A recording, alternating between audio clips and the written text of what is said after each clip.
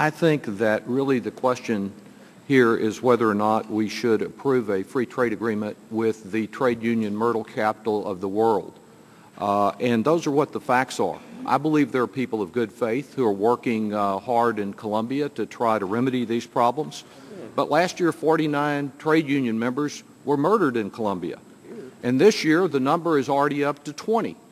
The report that came out from Human Rights Watch this past week analyzing what's happening in Colombia shows some progress, but it's a little progress compared to nothing having been done for years. Just to be very specific about it, the report indicates that there have been 6 convictions out of 195 union murders, and that in 9 of 10 cases, they've never even identified a suspect. I think that the overall impact of this agreement on our economy is a very modest one. And the question is, do we want to approve of an agreement with a country that has acted in this way?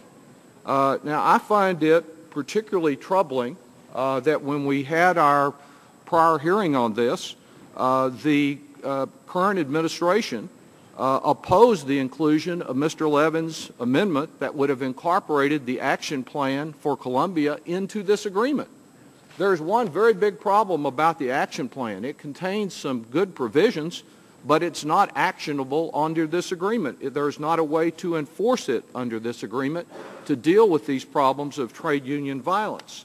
I feel about the action plan just as I do about many of the speeches that my fellow Texan Ambassador Kirk and President Obama have given about these trade agreements. I like the speeches. I like what they're saying about changing our trade policy.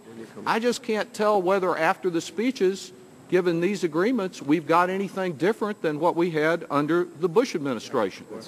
These would appear to be a continuation of the same policies that existed under the Bush administration that do not recognize the importance of enforceable labor provisions. I'm not just talking about something that's on the books in agreeing to an important principle under the ILO basic articles, but I'm talking about what really happens on the ground, whether people are still being murdered because they choose to provide leadership when workers organize to protect their rights. And I think we see that there has not been significant change on the ground in terms of this labor union violence. This will not bring great benefits to our economy. It will put in place the principle that even when people are being regularly murdered, we're more concerned about how many widgets move than what's happening to the people that are producing the widgets. I believe that we need a 21st century trade policy that certainly is concerned about the volume of commerce, but that is also concerned about what is happening to the basic living standards of the workers. Otherwise, we continue to trade down and to export jobs at the same time that we are importing more goods from abroad unless we set and encourage a reasonable level of worker protection. I believe that this agreement is a step in the wrong direction. I applaud Mr. Levin for the repeated trips that he has made to Colombia, the attempts to try to address this problem, the attempts to develop a meaningful action plan.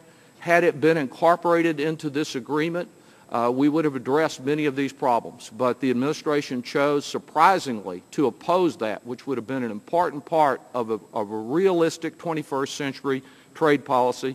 And without that action plan here, I don't believe that this agreement merits being approved, and I certainly plan to vote against it. Thank you, Mr. Chairman.